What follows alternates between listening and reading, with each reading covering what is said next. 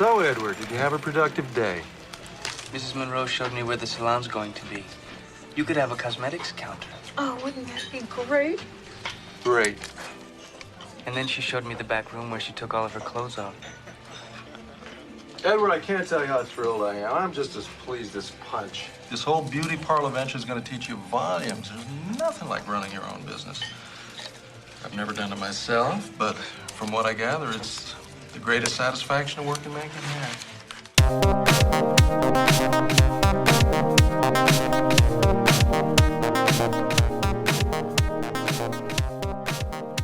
Can I just say, for the record, I think Alan Arkin's character is probably the most underrated character in this entire damn movie, right? An underrated performance of the century. He is oblivious. He plays oblivious perfectly. He's like whistling while he's doing stuff. While there's a massive fight between his daughter and her boyfriend in the yard, stapling his decorations to his roof. Can't be bothered. Edward runs off. Edward, where are you going? Like, amazing performance. Completely underrated. They say ignorance is bliss, and he has no clue what's going on. He's not listening to anyone. He's not paying attention. He's just living minute to minute. His picture is in the definition of that ignorance is bliss. Like, put Alan Arkin's character from this movie next to that. He is the definition of that. So, anyway. Well, welcome back. Happy New Year, Badway. Happy New Year to everybody. This is episode 122 of the Last Row Podcast. If you are looking for the show, if you missed us, check our website out, thelastrowpodcast.com. Follow us on Twitter, Facebook, Instagram at The Last Row Pod. Check us out on Spotify, YouTube, Apple Podcasts. Wherever you get your podcasts, hit that subscribe button. Please consider leaving us a 5-star review if you're enjoying the show. We had a nice week off here. Do you think they missed us? No, they didn't miss us. You think they missed us? Did you miss us, guys? No. Did you? There's too much of us. It's too much. This is the first week we've had off in what, 2 years? And before 2 that, years? we used to take a week off like every week. So for like 3 years straight. For like 3 years straight, yeah. Fucking 3 year hiatus. We're starting 2023 strong here already, right? Yeah. Already with a week off. It's almost like we should have renamed the podcast. It's like a different podcast. It's not, but it is in a way. The First Row Podcast, I don't even know what I would have. I have a lot of ideas for other names that we probably should have went with, but I don't know. Maybe we should at some point. But anyway, we're doing Edward Scissorhands today, December 7th, 1990. Drew, did you see this movie as a youngin? Yes. Did you see this movie before you were 10? I don't remember, but I think so. I probably right? shouldn't have, but I think I did. I used to be scared of this movie. Not scared as in like I didn't want to watch it, but like certain scenes I would turn away, which probably means I was too young to like understand this movie. Rightfully so. It's it's a secretly creepy movie. The runtime of 1 hour and 45 minutes. That's not just creepy. Right. That's just right. Just right. Genre, fantasy / romance. Is it a romance? There's movie? not much romance in this to me. It's more pity. Is it a pity film? Yeah, it's a pity film. In the first scene where we get old Winona Ryder telling a story to her granddaughter, it made it seem like a romance movie, right? But it's kind of just like, oh, okay, here's Edward. He's in the town. She was, and then just as he's about to get stoned and set ablaze, Winona Ryder decides she loves him. Did you? By the way, I don't know when else to say this. You brought this up, but old Winona Ryder, like, shouldn't they have pulled a Titanic and just got somebody else? Like, why did they have to put her in the old lady makeup? She's like 17 at the time of filming this. Kind of seems like extra work for no reason, right? It's like Johnny Knoxville playing like an old man in a department store. Like, her old lady voice was awful. Yeah, I didn't care that it was her, and it probably was like there's too much shit on her, right? It probably took like 6 hours to put that makeup on. Like, for what? For 10 minutes? Poor girl suffering. IMDb 7.9 out of 10. That's right, I think. Oh, by the way, this movie's directed by Tim Burton. Yeah, if you didn't know. If you didn't know. What did Tim Burton do? Yeah, everything. Everything. Rotten Tomato, 89%. I think that's right. I think it's right. It's about right. Maybe it's a little high. We'll get into that later. Maybe a little high. Metacritic, 74%. That's about right. For Metacritic, sure. Yeah. Letterboxd 3.9 out of 5 is just right. I think that's just right. Like, this is one of the few that I think is pretty spot on when we go through these. Out of almost 440.9 thousand votes. The people this movie This movie, I think, is 75% good. When I would have rated it higher when I was younger. I agree with that. I think Having watched it now, yeah. It's sad as an adult, isn't it? It's like a really depressing Yeah, movie. but like nothing sad truly happens in it though. But it is kind of like melancholy. Yeah. But that's a Tim Burton special. You know, it's kind of what he does. I have some thoughts. We'll get into it. But with these mature eyes, this movie is just less good to me than it used to be.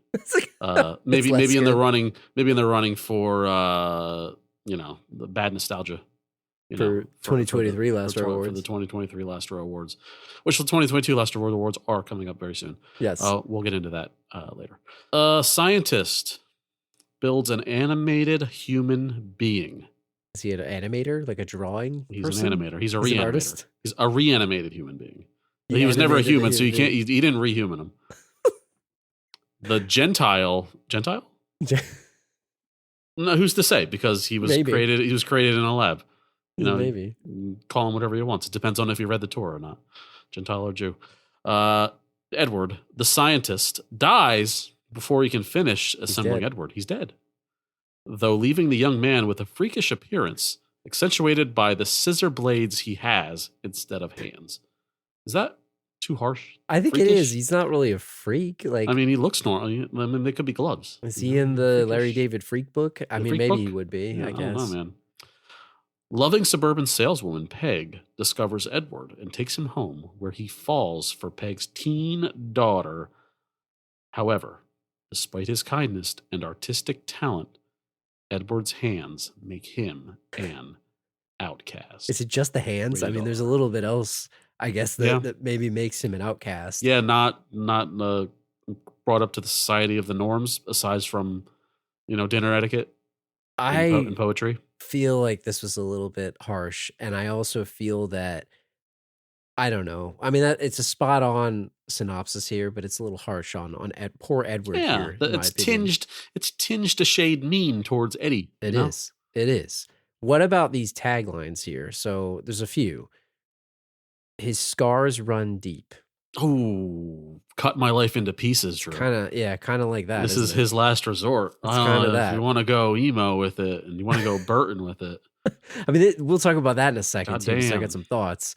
This is probably the most emo of the movies, but the story of an uncommonly gentle man. No. That makes it sound like The Notebook, doesn't it? Like Yeah. it doesn't sound like this. No. Innocence is what he knows. Beauty is what she sees. Eh. If there was more romance, maybe. I'm doing the jerk off motion right now. Okay, in my right, movie, yeah. So it's like, get out of here. Next. Edward was here. ... No. No. What is that? I guess he could carve it with his scissor hands. Like, that's a thing. It should. So look, I'm pulling these from IMDb. So if that's on a movie poster, is it like the wall and it like the tagline was it written in the wall? Maybe Could be. I mean, maybe if it's visualized, but like so far, I like the emo one best. Keep going. This is my favorite one of all of these, by the way. His story will touch you, even though he can't. Damn. Like, Oh, my heart. like, put the, you know how we made an emo album for Emotep? Like Yeah. the thing. I think we Yeah. need an Edward Scissorhands themed emo band right now. Goddamn. Oh, man. I feel like we could get get a good one here. Just gotta feel. Just gotta feel. This one, I'm thinking about the band. You remember Silverstein, where they had that the cover of their debut album was the robot course. taking the heart out of his chest, which Of is probably like course. the most emo thing I've ever seen in my life. That's Edward. I owned that, by the way. I think I was there when you bought it. I bought it and I loved it. I thought it was the greatest I'm pretty picture sure I ever. was there when you bought it. I went through a very emo phase there yeah. for everybody listening. I think we all did a little bit, but all right. How about this one? The director of Batman and Beetlejuice invites you to meet his newest creation, Colin. I'm assuming that's supposed to be. Oh, I had no Edward idea Scissorhands. that Tim Burton created Batman. Yeah, That's news to me. He That's news to created me. it, yeah. Bob Kane, Bill Finger, and Tim Yeah. Burton. So Who? I know Tim Burton. And here they go with another synopsis tagline. Edward lived alone where he could hurt no one and no one could hurt him until the day the Avon lady came calling. Sounds like a horror movie. doesn't Yeah, it? it sounds like a freaking plot synopsis. It's too My- much info. Hands down, his story will touch you even though he can't, right? No, I mean, his scars run deep that's for me. that's a good, all right. Just get Papa Roach out there and start jamming. Let's go. $20 million budget, which is pretty good at this time, right? 1990. Yeah, It not bad. pulled back in 86 mil, which is Nice. Pretty good, right? Nice. This Yeah, it's thing fine. has a bunch of awards. I'm not going to even go through it. Did it win a BAFTA? It actually did win. I think it won one Ball and Ass Fun Times One Ball award. and Fun Times Award. Nice. For the longtime listeners of this show, it's got a BAFTA, and it has a couple other things too. I mean, it's plenty, right? It's a good movie, and I think it was Oscar nominated for probably some kind of something, whether music or I think costumes or makeup or something. Costumes, Yeah, believe. I'm sure. And I don't mean to listen here. I don't mean to belittle the hard work that went into this film, but that's not what this podcast is about here. You know, We're not going to talk about set design. No, we're not. Oh, We're not a film podcast. We're a movie podcast. A film. We're not a film podcast. Let's just talk about this. We did episode 97, which was Batman Returns. We had a very famous segment. If you haven't listened to that, go back and check it out. I'll put a link in the show notes. Infamous. How Burton was Batman Returns. And I'm pretty sure that we, on the record in that, which was probably like a year ago to this day, we talked about Edward Scissorhands being the most Burton movie of the Burton movies. In fact, I think we said it was full Burton. Full Burton. 10 out of 10 on the Burton scale. Do you still stand by that? We can maybe talk about some of the categories here, and we can test it. It's having time passed, having seen some more Burton movies. Mm-hmm. What makes a movie full Burton? Yeah, I mean, how emo is the main character is number one. Mm-hmm. Is it during Christmas or Halloween? I mean, that's 2. Check. Yeah. Is it snowing? I mean, when he makes it snow. It's Check. yeah. Are there zany clown or circus music going on, aka Danny Elfman? Is Danny Elfman involved? Yes. Is the town kooky or weird? Yep. Check. Does the movie primarily take place at night? No check. That's true, right? Except for the climax. This is one movie that is mostly that's daytime. 5 out of 6 here, people. 5 out of 6. Right. And I feel like the main character of this is probably the most emo of any of the characters, right? But can I fight back on that a little bit though? Is he emo or are you projecting emo on him? Because he's just living his life and he's just kind of like nervous because he's not a human. He doesn't know how to talk to people. He's not intentionally. He's not sad. Emo. He's not intentionally emo. No, right? He's sad looking. He himself is not sad. But I don't. So okay, let's debate our own scale here. Yeah. Does somebody have to intentionally be emo, or is it they're unintentionally emo, and as a side effect, you're emo for watching him, right? Yeah, so I see what you're saying. I think there needs to be intent for emo to be labeled upon you. I don't know. But Tim Burton is emo, and he made the character based off of himself. Because Edward is less a sad human and more just like a stray dog that someone takes home. You know? Fair point. He himself is not intentional. He's not shopping at Hot Topic, right? In the 2000s. He's not wearing some of the stuff that I had, right? Like I'll be honest, like I was emo. I think we all were. You got all your armbands from Hot Topic. I got the armbands, right? Like I think we all went through that phase at some point. All you listening, I know you did too. But I don't think he's intentionally, but I feel like if you're looking at who like, does he look emo to you? Yes, he does. Sure. He's got the look. It's the hair, it's the black, it's the leather, it's the sad eyes, it's the quivering.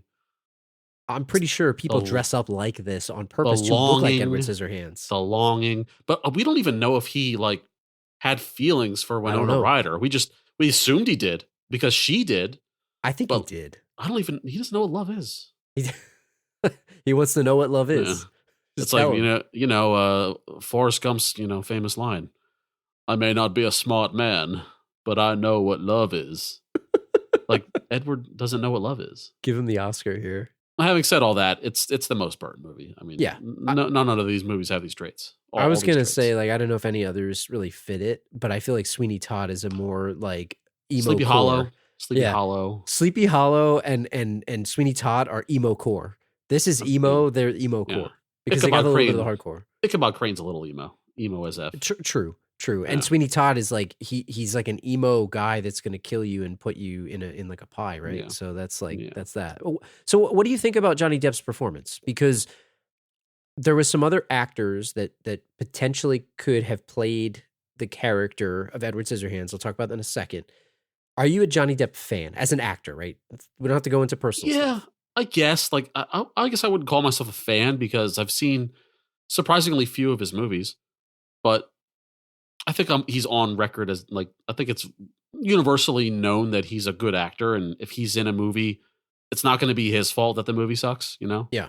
Which I think is like a major selling point of a guy like Tom Cruise as well. Like a guy like that, where it's, you know, if you don't like the movie, it's not his fault because he's doing his job. And yeah, I mean, as far as the amount of nonverbal acting he had to do, and this being like maybe his second or third leading role, yeah, like he did a great job. Yeah, and I think he has. I think I saw that he has less than 126 lines of dialogue in this entire movie, That makes which sense. is not a lot. Yeah. It's interesting too because you mentioned that this was one of his first movies. I saw I was reading a bunch of articles about this movie and just like the making of it and things like that. And one of the things that I came across was something about Johnny Depp's confidence. And there was this thing about how this was his first movie that he made with Tim Burton. And they found out that they had a similar sense of humor and that Tim Burton liked working with him.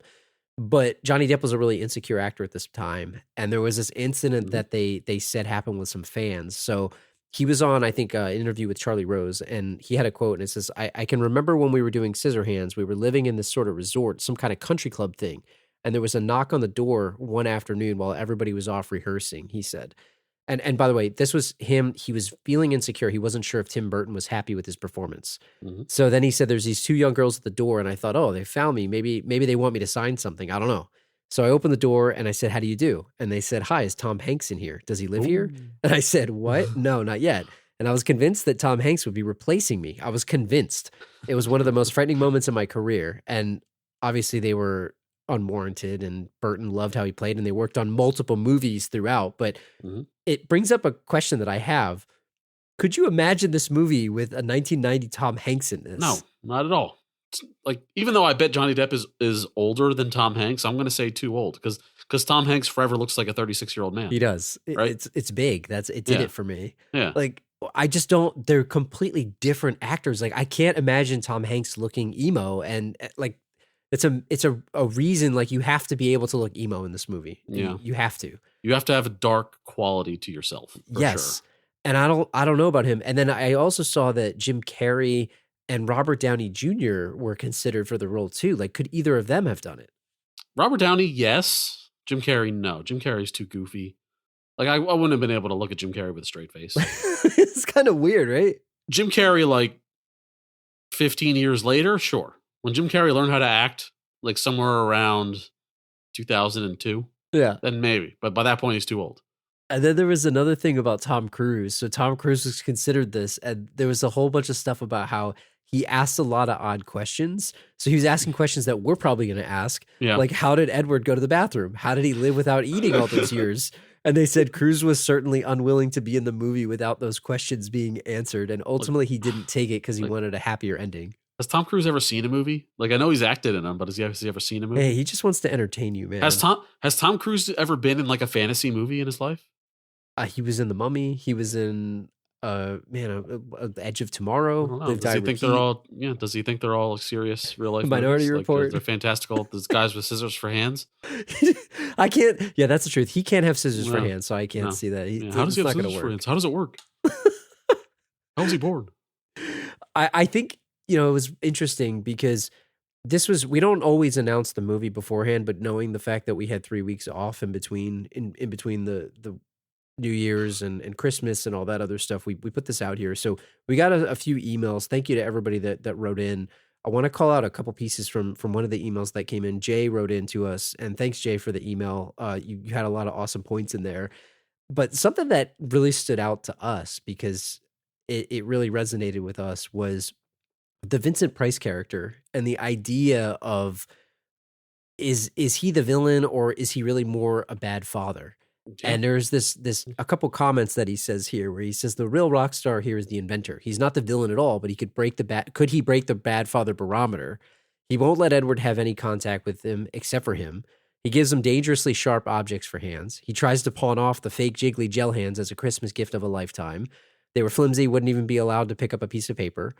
He has this propensity for unneeded danger for the things that are highly flammable. He had no plan if he kicked the bucket. Nobody except for him knew Edward's alive. He could have had something labeled, Edward, if I go to sleep and don't wake up, open this. Nothing. Seems like an awesome and loving father figure, but the barometer doesn't lie. LOL. What are your thoughts on that? How's he going to open the envelope? He got scissors for hands. He would cut up the evidence, like right, like oops. He's got scissors for hands. So, thank you, Jay, for shouting out the Bad Father Barometer because that's a personal favorite of ours, the Bad Father segments. I'm going to say no to Bad Father Barometer, but I get it. The main thing being like no succession plan.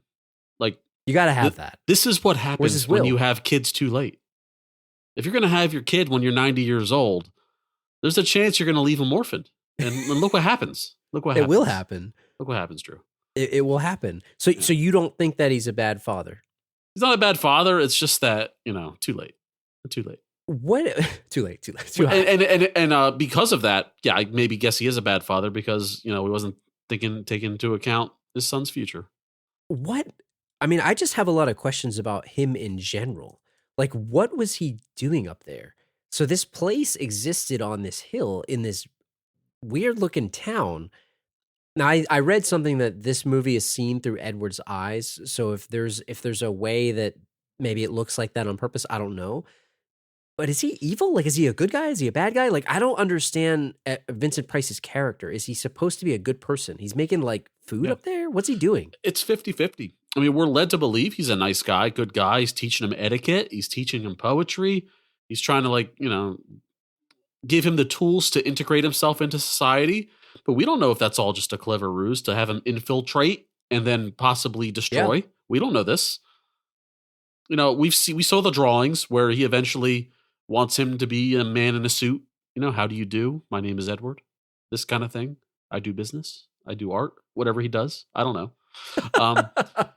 But yeah, this could all be like a master plan. And he could have been the first in a long line of these robo-electric Frankenstein's monster army that Vincent Price was creating. We don't know this. What was that factory about? Like, was it a food factory? He was making cookies, and what else? Like, that's all. He's just making cookies. And then he had salad. It's Girl Scout cookie factory. Was he chopping salad too at one point, or I'm thinking about the house, but wasn't he? Yeah. It was chopping something, right? And that's where you got the idea for him, I think. Yeah. I don't know, man. I'd like to believe that guy's like an evil genius, more so than like just a kooky like inventor. Like I think of Pee-wee's house in the beginning of Pee-wee's Big Adventure, where he has this wild contraption just to make him breakfast, right? Like it can't be just that, right? So was this like a Pinocchio situation where he wanted to have a real boy and that was what it was? Because he looks at that machine and then he gets the idea. Yeah, I guess that's the likely scenario, but I like to assume that Vincent Price just, it's the wispy mustache.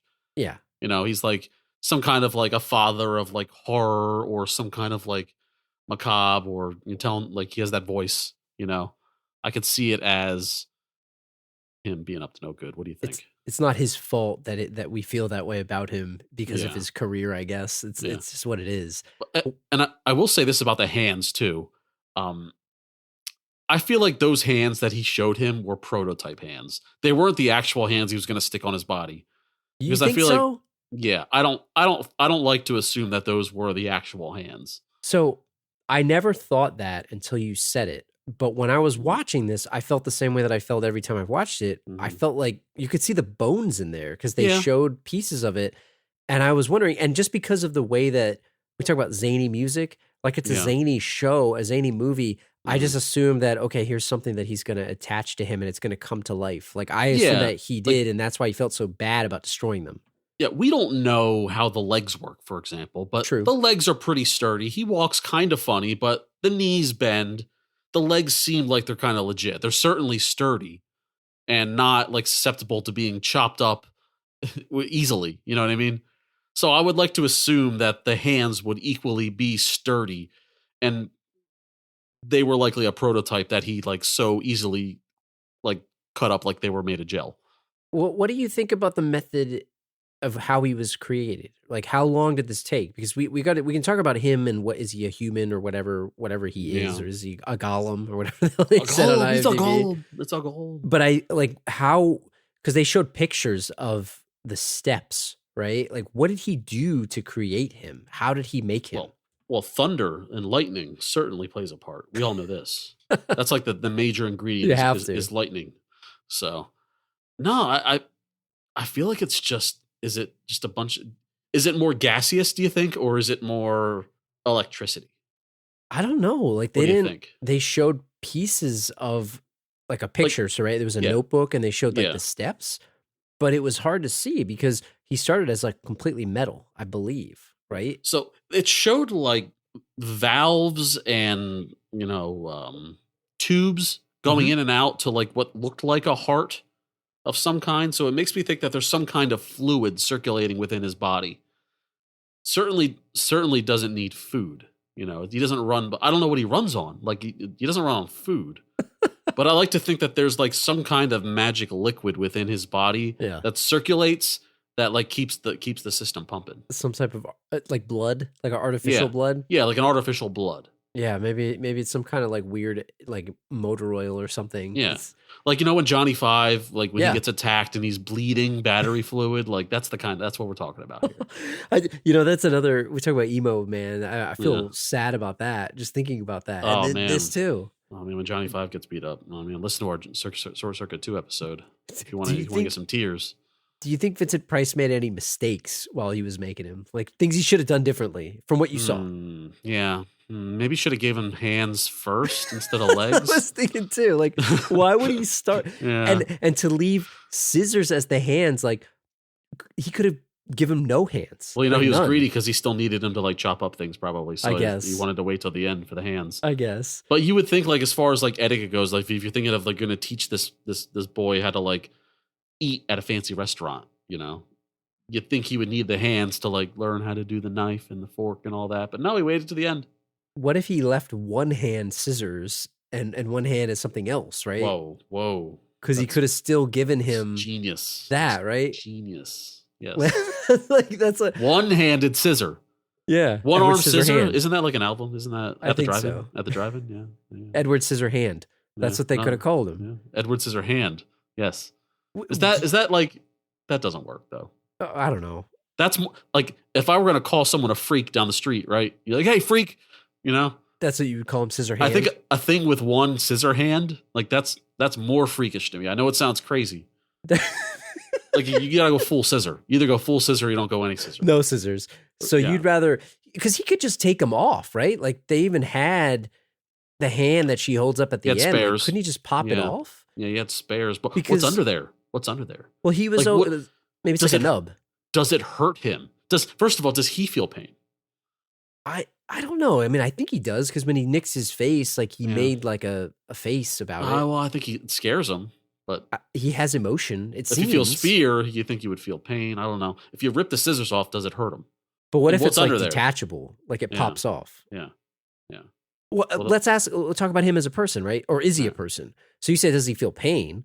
Yeah. Do you think he's like a robot? Does he have a soul? Like what is he to you? We put our emotions through him, so we think he loves Winona Ryder, but I don't know if he actually knows what love is or feels love. Which is the same look on his face the whole movie. Which I'm not bashing Johnny Depp because he did a great job, but like I feel like this is like a canvas for our emotions. This movie, where you feel sad watching this movie, another person might watch this movie and not feel sad at all. They might get something else completely out of it. I'm not as sad as you when watching this movie, but I understand the sadness. It's my roots, man. It's my I'm back to the 2000s here. No, I do feel sad watching this. Like I felt emotional watching this. Like I haven't seen this movie in quite a while, and it was a pretty sad movie to me. No, I just think like his blank emotions are kind of like a canvas to however you want to feel. It's kind of like if you ever feel like an outsider, you put yourself in his shoes. But he may not physically be feeling. You're right. Nerves or he might not feel out of place. He might not feel anything. He's just confused, maybe. I got Or the just- impression that he was. I don't Yeah. know. Because of the way that, and again, maybe it's me projecting to your point, Mhm. but I feel that they were showing, like Johnny Depp, give him a lot of credit, right? He showed a lot of emotion without using words. And I Yeah. feel like he did a good job on his face of showing that he was sad or he was uncomfortable or Scared. confused. Yeah, confused. It's sort of like he was like a mime in a way. He Yeah. mimed the movie, Mhm. if that Sure. makes sense. Mhm. I do you think he has a soul? Like, is he alive? I think he's alive. Do you? Yeah, he's alive in the sense that Johnny Five's alive for sure. Yeah. Okay, so he's sentient and he has Yeah. feelings. He has thoughts. Yeah. He is. Is he anatomically correct? Is the other very question? very interesting question. This is what I want to talk about. This is like the first thing I wanted to talk about. Is does he have fronts and does he have backs? Is what we're asking, right? Yeah, if that's what you want to ask. Is there a penis and is there a butthole, Drew? Let's just get down to it. Does he have a butthole? Right. And the answer, I think, is no. This is hard hitting analysis that you get when you listen to the Last Row podcast. Yeah, I don't just like Tom Cruise was saying, man. I don't think he was eating up there, and he doesn't have to eat. I think the fluid circulates, just like a fountain would, a shooting fountain. And if he does eat, like he does, where does that go? It's just a suppository. Like he has like this. It's like a trash can. He's like Like you open it up and it just falls out. Yeah, like Bender in Futurama. Just open his door up. There open might it up. be a door in his butt for all we know. I don't know. I don't think he has any parts. To your point, Yeah. I think that it seems as if it was implied that bodysuit was his body. His like body, I think yeah, that was his right. body. Like it's There's like nothing his underneath skin. there. If you ripped off the leather, you'd get to like his innards. Yeah, like whatever the wires Yeah, are. the and stuff like wires that. and the tubes and the liquids or whatever. Yeah. Because really the first question is like this poor boy, how does he wipe? Because you can't do it. Imagine having a cut butthole. He needs a You bidet. can't have it. You can't have it. A cut hole? Like, is that what it? You're Like right. it'd be though. infected in an instant, Drew. Infection City. Can't have it. And don't even get me started on having to pee. The logistics of taking it in and out, the dangers involved with scissors, Drew. You got a John Wayne Bobbitt situation here. So the answer is no. Those parts don't exist because Vincent Price knew the hardships. that was by design. Or was that like for his 18th birthday? The hands were like for 15. Can you bring that in a box Yeah. though? And where do you get that? And 17, he gets the butthole. Like how do you like show butthole as a gift? This You can't box a hole. You can't box a hole. listen, this ain't Edward Scissorhands Triple X. It's what I'm sure It's been not done. triple X. It's just anatomy, Drew. It's It's like been health done. class. It's health class. I'm sure it's been done. Yeah. Is what I would say. Hasn't been done as ridiculous as Goofy. I think I agree with you though. And maybe to your point, so what are other things that he can and can't do? Because you mentioned him eating food. Yeah. So did he eat food to fit in? Because it didn't seem like he needed to. Yeah. While he's up on the mountain. I think he was confused by the whole situation, but like, yeah, I think like he was just doing it to do it. What else? I like the scene where he was drinking alcohol with Arkin there. It kind of like messed up his system. It messed with the fluids. Yeah. He wasn't drunk. It was weird. Like he went like haywire, right? Yeah. It wasn't drunk. He went like he malfunctioned. It was I wanna really hard know- to understand. I want to know how much can kill him. Like, I wonder, like, how many shots does it take?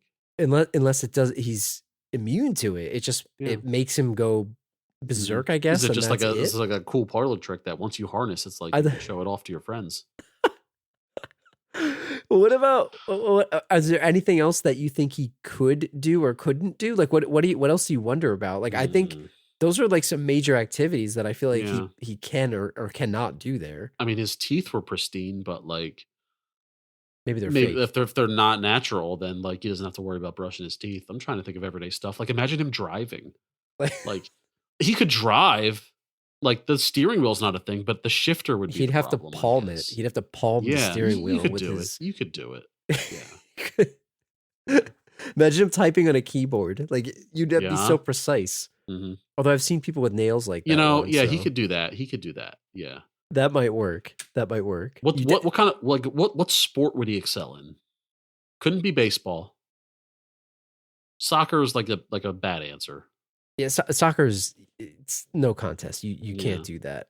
Like imagine him trying to swing a baseball bat. He'd kill himself. Like think Chop about up it. the wood. He Yeah. would kill himself. He'd have to And be football? DH because you have to be DH because he's not throwing the ball. That's for sure. Basketball, maybe he'd be the He'd ball pop the would ball. pop He'd pop the immediately. ball. Volleyball. He can't volleyball. Pop the ball. I don't think he could do it. I mean, there's probably some like non-traditional sport that he would Yeah. excel at. I'm I trying to feel. think. I'm trying to think of it. I can't. Tennis? I can't think of it. No, you can't. Can't hold a racket. Like you cut everything. There's Yeah. no sport. I don't think.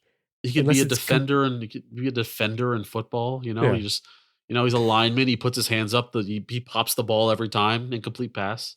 It'd be I don't know. murder on the field, like Yeah. murder ball. That's what he would be Murder good ball. at. Yeah, he'd be good at murder ball. That would be good. Like Yeah. I'm just imagining him with that. Like Yeah. he wouldn't, and he would do competitive hedge trimming. That would be Yeah. his thing, and it ties into Yeah. some of the businesses that he had. Yeah. Oh yeah. What was your favorite of his businesses that he had, and do you feel like he was good at them? Oh yeah. I mean, obviously it's the hedge trimming. I mean, sure, he was a great hairstylist, but yeah, I mean, who didn't want one of those bushes in front of their houses when you dinosaur? watch this movie, right? What would you go with? What would you go with? I want the T-Rex. I would Want the love T-Rex? the T-Rex. I think that was Yeah. awesome. Yeah, I liked in his house, in his castle, like the dragon that was like in and out of the ground. Yeah. It was kind of like slithering, Like or whatever. like it was going through the water. Yeah, it sort was of going through the situation. water like a Loch Ness monster situation or whatever. I like that. That was pretty awesome to me. Was there a part of you that was worried he was going to kill one of the dogs by accident? I thought he or was like- going to kill the first dog, but or the when lady. when I first saw it. I but it's- thought for sure he was going to do that. I think they wanted you to think that. That was calculated for sure. And we'll talk more about that one horny lady, right? I mean, there's no other way to describe her, right? Yeah, the horn very dog. sexualized horn Yeah. dog. But do you feel like she was getting off from the danger of the haircut, and that's why she was like, Oh, when he was like caressing her neck with like the blades Yeah. under her neck, like, oh man, this is the type of woman that like is going to ask you to choke her or something. This is what's going to happen. to take you to the edge, Yeah, and back? gotta be careful. You gotta be careful. What- By the way, like I don't mean to like age a woman, but like maybe it's the like how they made the whole town look. Yeah. But I forget the name of the actress. I had it right here. But she's only 40 in this movie. Kathy Baker. Yeah, she looks young in And, her like, IMDb pager. She does not look that way. Like they really aged her up in this movie. It was I the makeup surprised. and Yeah. the way they gave her an outfit too. It was very calculated, I feel, because her It's like- husband looked older too. Yeah. And like they made everybody look kind of like bad on purpose in this movie. I felt the whole neighborhood. Yeah. Like kind of aged up or just like overly made up. Maybe it was the whole Avon situation of it all. I don't know. I think you're right. And it was to make, it was to make the neighborhood look a certain way, I feel. And also we mentioned earlier with him seeing stuff through his eyes. Yeah. He's an innocent, like young boy, essentially. I feel like it was almost like on purpose for people to look, oh, they're so much older than him. I felt was maybe like on purpose as well. It reminded me of Goodfellas, the wives from Goodfellas, where like they have that bit where it's like they all kind of look the same. They all have ridiculous hair and ridiculous makeup, and they look bad. And it's I don't know why it reminded me of that. I agree with that. Are there any other jobs that you think he could have been good at that they didn't show us in the movie, or that he might have done had he stayed in town longer? Yeah, I mean butcher for one, I guess. That's a really good one. Yeah, right. I feel like he'd be a good chef, cook Yep. like in the kitchen and like the food industry in general, like besides waiter, really. I like the idea of the butcher because he was slicing the meat at the table. Yeah. And I got to say, one of the most subtle, funny things of the movie was he was giving meat to everybody and not thinking of it. And the girl was like so grossed out by it. Yeah. And I didn't think anything of it until she said it. And then she's like, I'm not going to eat that. Like he's using his hands. And I'm like, oh yeah. Yeah, we don't know where those blades have been. When the last time those blades were greased, and when were they cleaned? I thought that was really very, very subtly hilarious. And I was like, that makes a lot of sense. And I think that would be a good one. I think that I like the idea of the hair salon. I think he'd be a good barber too. Yeah, With a good he's fade. born to be a hairdresser, and like he could charge freaking $200 a cut, and like people would flock to get it done by him. Especially was- his hairdo, you know? Yeah, Like he the had fashion cure. that he's like giving off. What was your favorite haircut? There's this one subreddit called "Just F My S Up." Yeah, I've seen Did you it. ever watch Yeah, that one? Just yeah, F my bleep up. Yeah. And the one that he gave to that one lady, you know which one I'm talking about? Oh, with yeah. the bangs and the like The bangs weird- and the tiny mohawk and the swoops on each side. I was like, Hell that's yeah. prime Yeah. territory for that subreddit. Yeah. Like, all I could think about was that. The one lady had like the Bjork haircut going. If you know what Bjork is.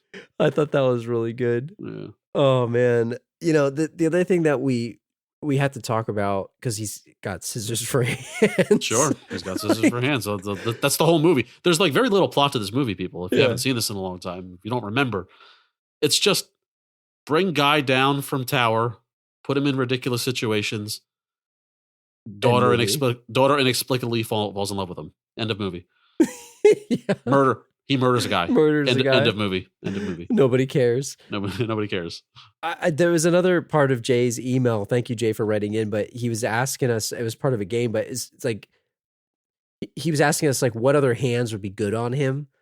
And there's some really interesting options here. I'm It's a curious classic what question. you think. Yeah, we're gonna use his examples, and we'll choose from there. And I have a very strict rule set for this, so yeah. I mean, do you want to read them off or Okay, whatever. You go for it. Go for it. okay? So Edward Hatchet Hands. I like that. You like Hatchet Hands? See, my rule is I think it's got to be a tool. Like why would they make the guy? Why would Vincent Price make the guy? Well, he's gonna right? chop a tree down. Yeah. So Hatchet Hands works because it's a tool. Well, let me ask about the hatchet hand. Is it a wooden, like the post of the hatchet is part of his hand, or is it like just the blade of the hatchet? No, I think you got to have the full thing. It's got to like be the like stump post thing, stump, right? It's like a smaller stump, Like I a don't peg think it's leg. full blown. Yeah, it's not like an axe. Okay, yeah. Yeah, All right, I like hatchet hands. yeah. Like maybe it's I don't know. I'm bad with like measurements, but maybe it's a foot.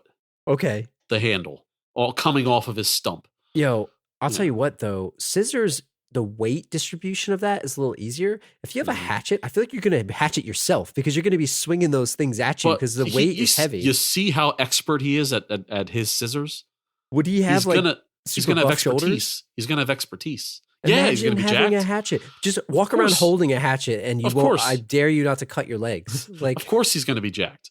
But he's such an expert at it. Like he's not gonna hurt himself. He's he's fine. got to wear flannel too. If he Yeah, if he wears course. hatchet Yeah. hands. I'm sorry, I didn't mean to go in Yeah. so much detail. The first one here. All right. Edward sawed-off shotgun hands I see. I like or that. It's like gun guns hands in akimbo. general. Really, that's a no for me, dog. I don't want weapons on my guy. Like I know scissors could be weapons, but they're also tools. Yeah, like so. But what if he's a competitive shooter or something, or he goes hunting? Like he's no, a hunter. not for sports. No, there's gotta be like a practical All right, purpose. you fair know? enough. Edward blowtorch hands.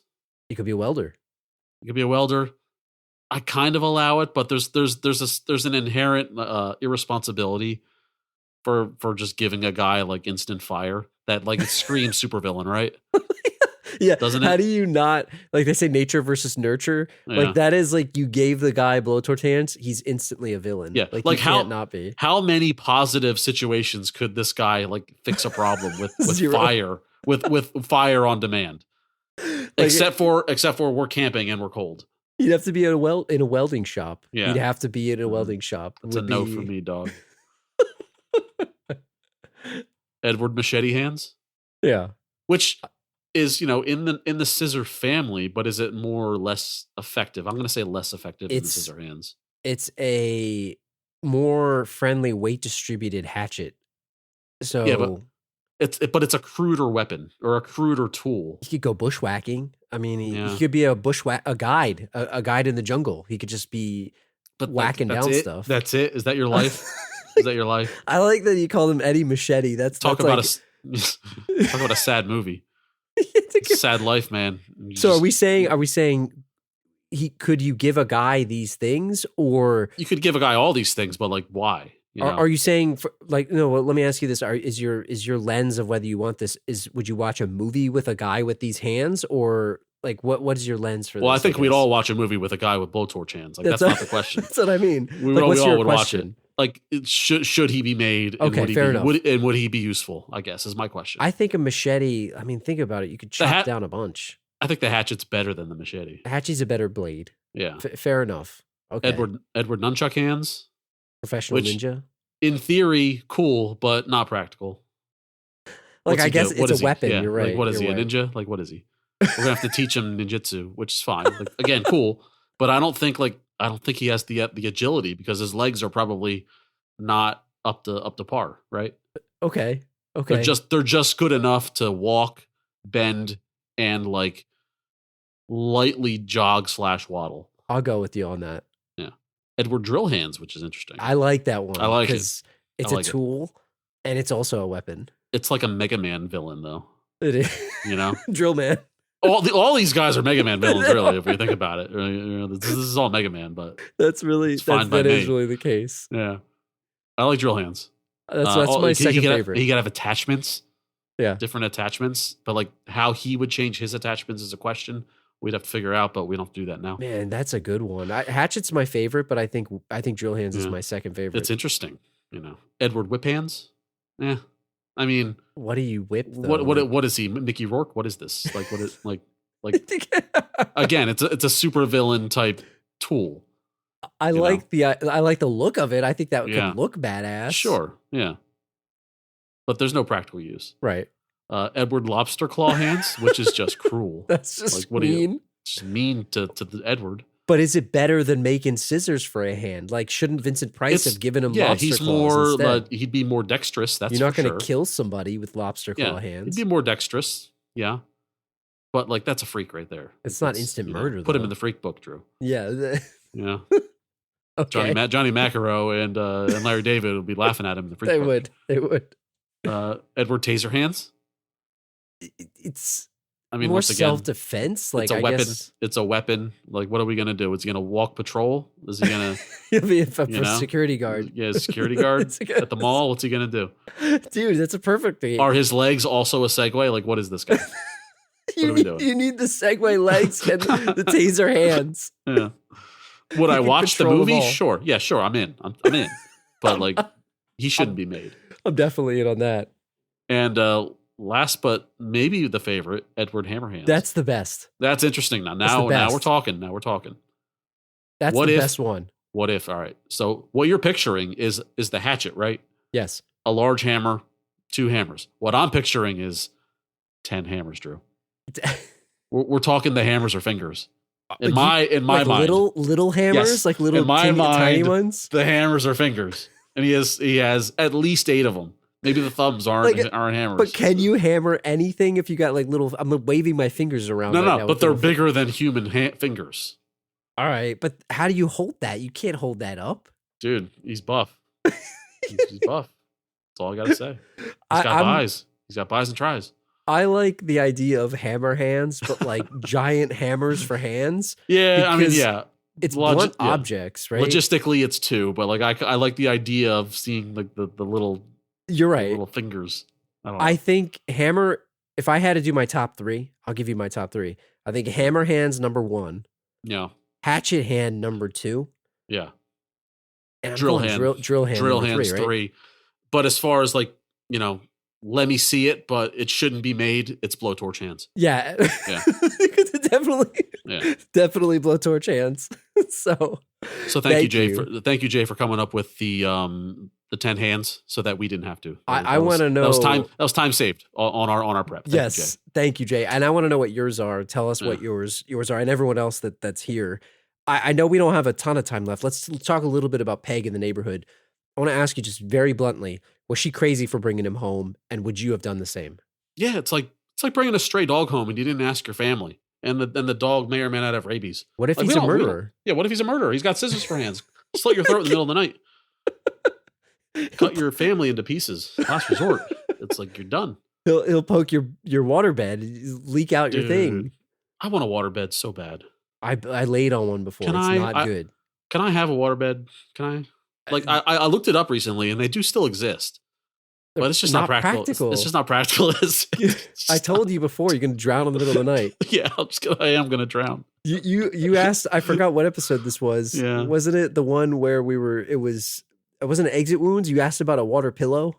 Yeah, the water pillow. Yeah, drown, man. And that does exist. They do exist. I should start with the pillow and see if I like that first.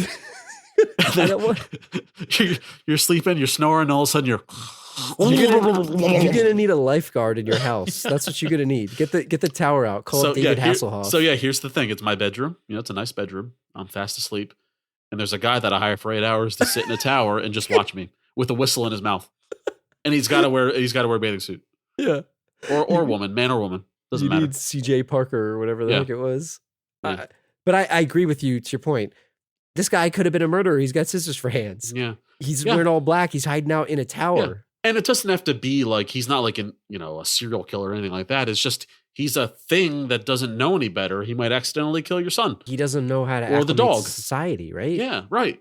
He doesn't Should know she have asked? Should she have asked her family? Is it a violation that she brought him home without asking? Well, I think if she asked, the answer would have been no. Well, although Alan Arkin wasn't even listening, so he probably wouldn't. Sure, why not? Sure, honey, sounds great. Wow. Sounds great. What would you do if your mom brought this person home, a guy with scissors for hands? Like, I'd be furious. I'd be furious. And if I were the one to bring him home when I was living with my mom, I'm sure that the guy would have been homeless that very night. It's like a more extreme version of like bringing in a cat. Like, I got this cat off of the side of the road, right? Like, she would have been better suited to like just keep visiting him up there. And slowly acclimate him to other people and then bring him down. I do feel like she did it out of the good of her heart, because I think there's debates of whether did she do it for attention because all these other people in the neighborhood were, I don't know, what do you say, like very about their image, I guess is what I would say. And they're like got this gossiping thing where she brings him home and all of a sudden she's popular. So she's got some popularity. Yeah. I do think she did it out of kindness though, but she benefited from it. And I think she was happy about that. The power. Yeah. Unintentionally, right? I don't think that was her initial intention, but I feel like it gave her some notoriety in the town. And I feel like that was maybe a benefit of having him home. Yeah. Do you think it was a violation? I think Jay also had this in his note to us, but like, do you think it was a violation that they were letting him sleep in the daughter's bed? And they didn't even say, hey, there's this guy with scissors for hands in your bed. I mean, first of all, they put him in a waterbed. Like, come on. Like, he should have been in the basement from the start. True. Right? They had the pull-out couch. They had the pull-out. He was sleeping on hay, up in the castle. So the pull-out would have been luxurious. Yeah, he was sleeping in the fireplace. Or not, because the pull-out sometimes is pretty bad for your back sometimes. True. But he's got a steel back, so it doesn't matter. Can I say something slightly controversial? Yeah, please. I kind of thought his bed in that castle looked kind of cozy. Yeah, but I mean, for 8 hours? For a nap, yeah. For a nap. It was a straw bed in like a Gothic fireplace. It was like Bruce Wayne's fireplace. Yeah, he was sleeping in a fireplace. He was. I kind of liked it, though. I don't know. Yeah. I like that, like, he has, like, the full moonlight.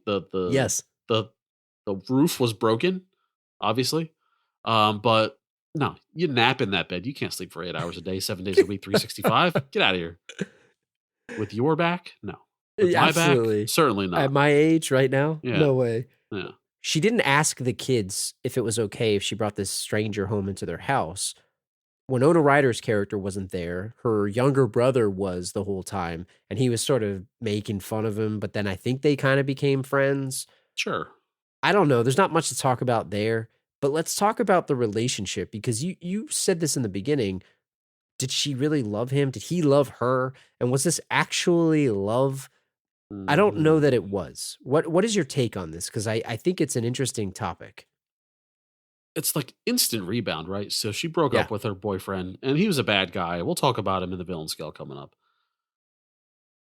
But did she fall in love with him because he got arrested? Yeah. Yes. Like I don't get it. Like I didn't see, unless there were cuts in this movie that kind of like missed part of this story. There's no reason, like there's no logic within the film that has her falling in love with him. Like I don't like.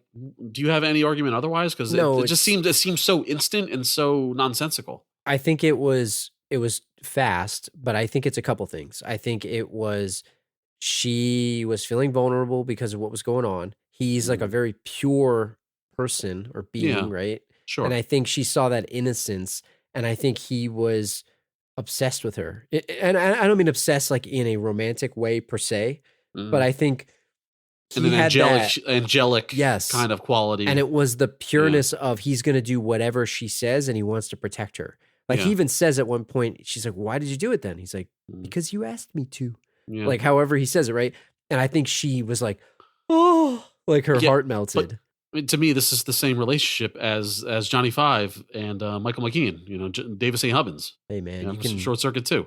You can love a robot. It's okay. Yeah, Johnny Five will do whatever he says because they're pals. You know, it doesn't mean that he loves him and wants to find out what's under that leather there, fella.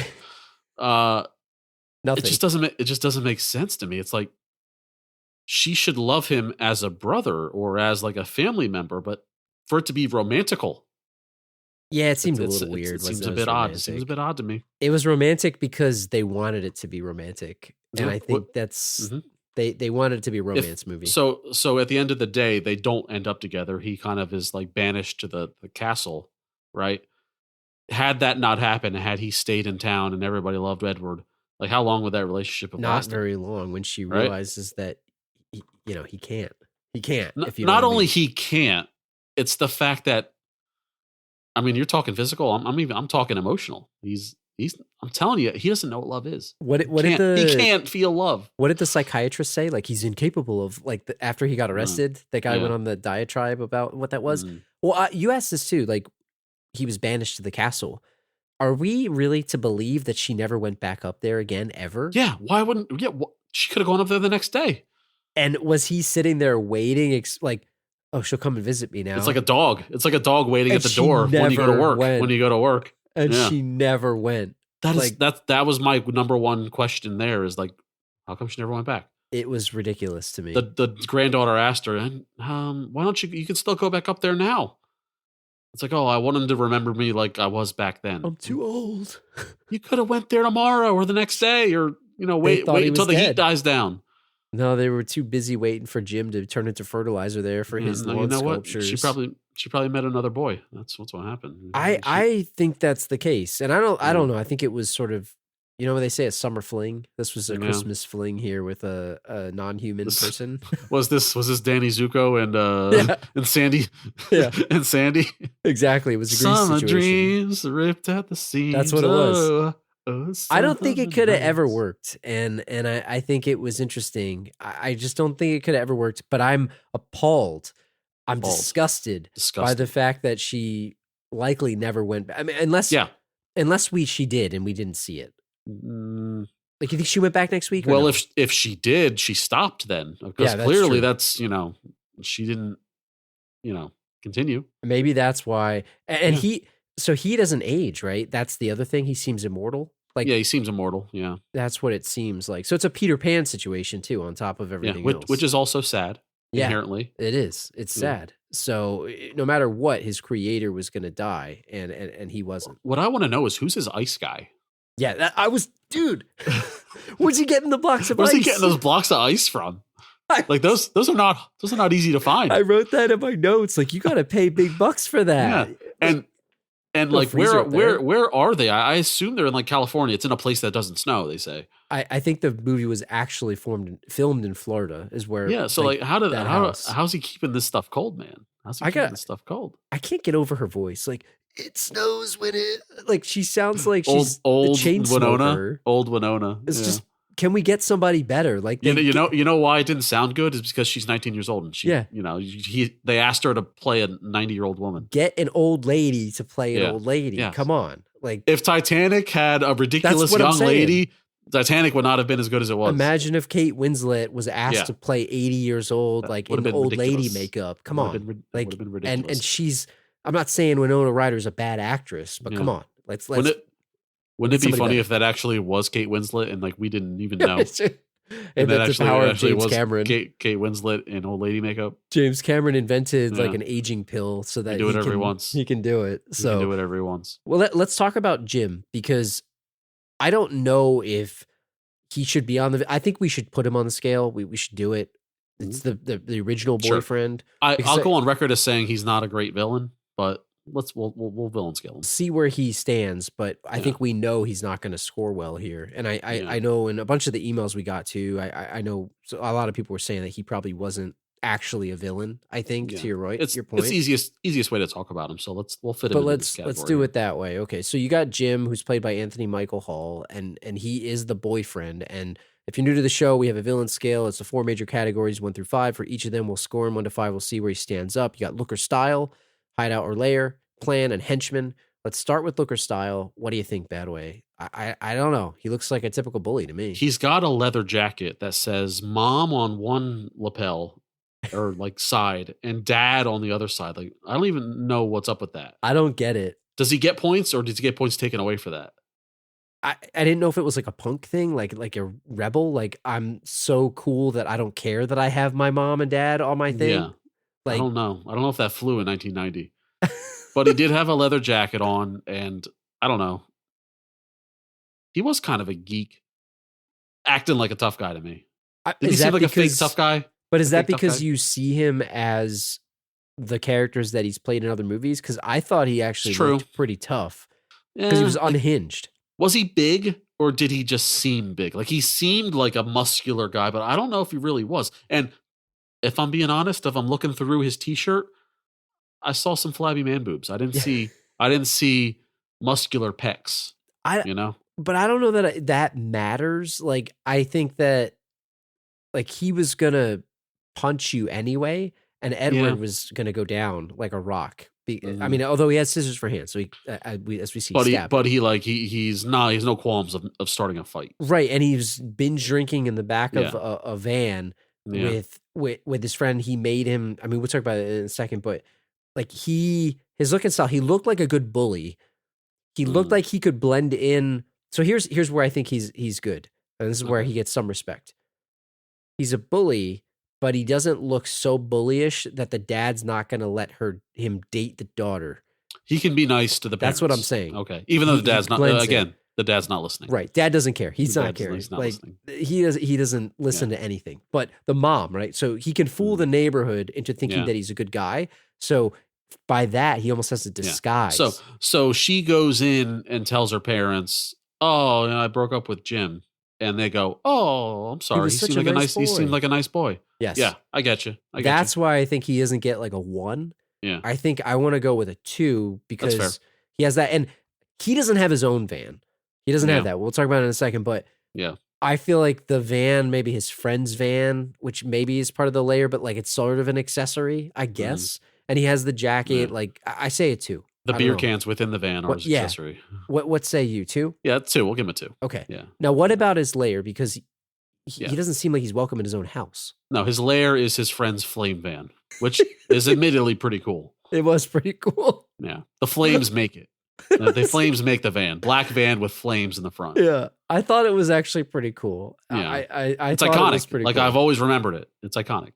That was cool. But he doesn't have much else to his name. He's not allowed in his dad's room, right? He's locked out. Yeah. I don't think he has much else. I mean, is that a 1 because he doesn't own the van?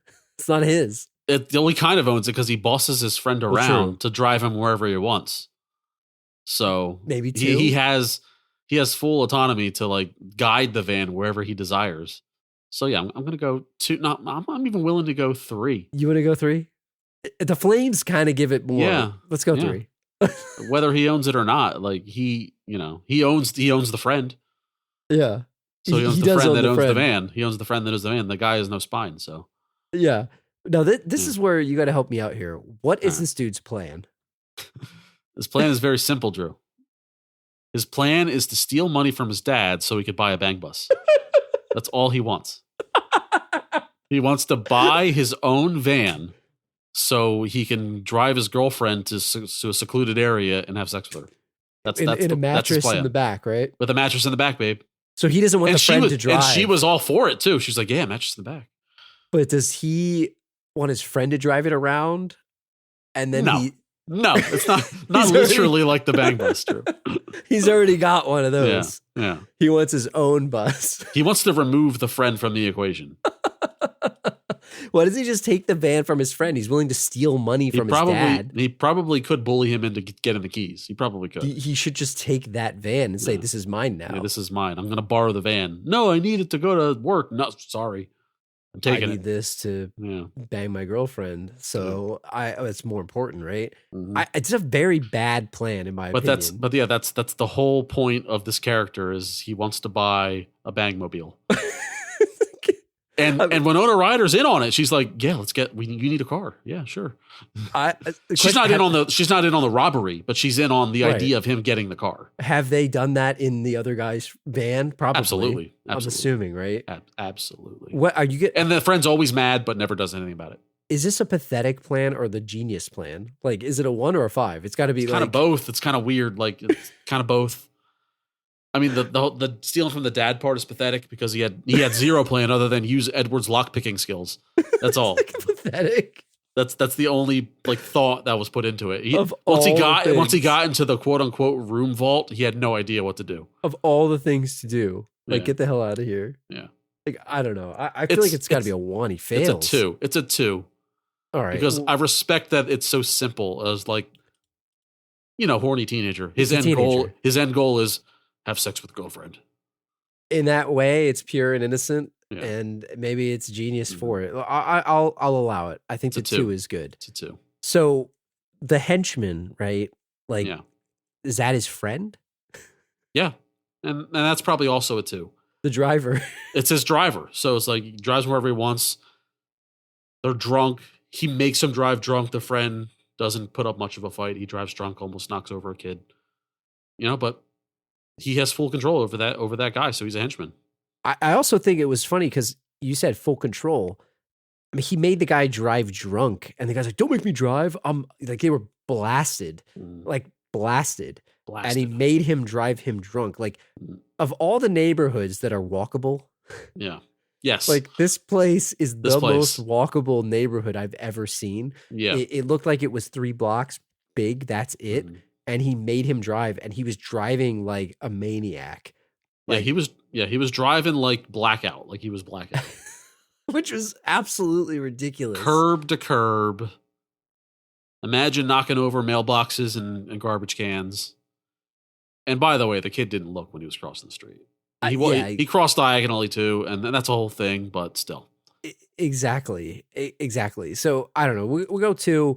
So if you add this up, we'll recap it here. You got a 2 for look and style, a 3 for his hideout and his lair, a 2 for his plan, and a 2 for his henchman.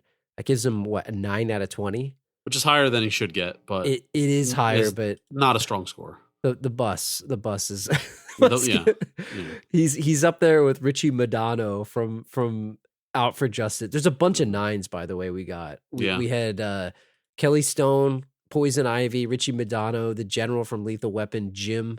And he's right under Mr. Freeze, and he's right above Takahashi from Johnny Mnemonic and Chief Devlin from Excessive Force. So, I mean, 9 is a score you get when you have it's like everybody gets something, right? It's a bad villain score. It's somehow he's better than some of these other guys, but man, he's better than the I Know What You Did Last Summer. I don't know. We got to recalibrate this. No, it's probably right. It's probably right. Just right. Oh my God. So I don't know. Do you have anything else you want to say about this movie? Maybe we can recap it with like, did it hold up as good as you thought? No, yeah. It's just the fact that I still really liked it, but I just thought it was a little bit worse than I remembered. So I watched this movie a ton of times between the ages of like maybe 8 and 20, say. And then I haven't seen it since 20 probably. So long gap. Still really enjoyed it. Had a lot of memories from it, a lot of distorted memories from it. Ultimately, just not as good as I remembered it, just because with my mature eyes, I just didn't care for the romance aspect of it because it made no sense. But still a great movie. Still a great movie. I liked it a lot. I thought I held up to me. I thought it was good. I liked Johnny Depp's performance. I was thoroughly entertained the whole time. And something that I didn't enjoy when I was watching this younger was Alan Arkin, and now I did, and that was appreciate like, it. Yeah, who could appreciate it if you're 10 years old? I really loved his character throughout this whole movie, like how oblivious he was, and I thought that he was awesome, and I loved that part of it, and I just thought it was good. Although it was sad, like I said, it was sad, but I felt like I really enjoyed it. So I'm definitely curious what you guys think. If you enjoyed this thing, send us an email.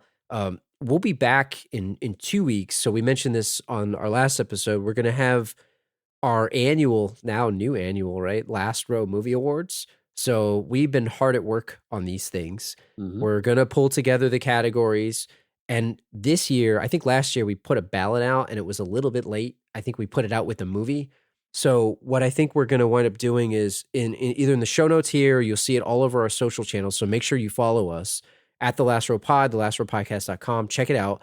We're going to put a ballot out with the different categories that we have for the Last Row Movie Awards. And the episode will be on Thursday, January 26th. So it'll be the episode in 2 weeks from what you hear from now. And I want to know what everybody else is. So we'll probably have like viewers' choice or listeners' choice of winners. And then you'll get our winners too. But we'll go through just like we did last year. And it's going to be all the movies that we did this past year. And we'll see how they shake out. Yeah, I'm kind of excited about this one. With our patented categories, not your typical award show, obviously, but yeah, I think you're gonna like it. If you remember last year's, it'll be more of the same, but better. Yeah. The Nicolas Cage Acting Clinic Award, the Terry Silver Villain of the Year Award, and you mentioned Bad Father. It's Peter not McAllister. Gonna be, Peter McAllister, Bad Father of the Year. Yeah. Maybe he'll win his own award. I mean, we did do Home Alone, so we have to see how that shakes out. He's certainly eligible this year. Most eligible. So, but check it out. Check out the show notes. And check out our social channels at The Last Row Pod. Like I mentioned, send us an email, thelastrowpodcast@gmail.com. Leave a comment on this episode's page for either the YouTube post or the episode's post on the website. And check us out on Facebook. And we'll be back in 2 weeks with the Last Row Podcast Movie Awards on January 26th. And we'll see you guys then. See ya. You know what we missed is, you ever see Edward 40 Hands? People... I always thought that's so dumb. People do that. It's like duct so tape the dumb. 40s to your hands. Did you ever do that? I never did. No. I never did, and I have no desire to do it. If I drank a 40, because when I drink something, like it's gone, whether it be water or beer or whatever, because I'm a gulper. If you attach a 40 to my hands, I'm just gonna chug it. And then just There's another kind of movie that they can make this. I'm pretty sure it exists. Does it? Pretty sure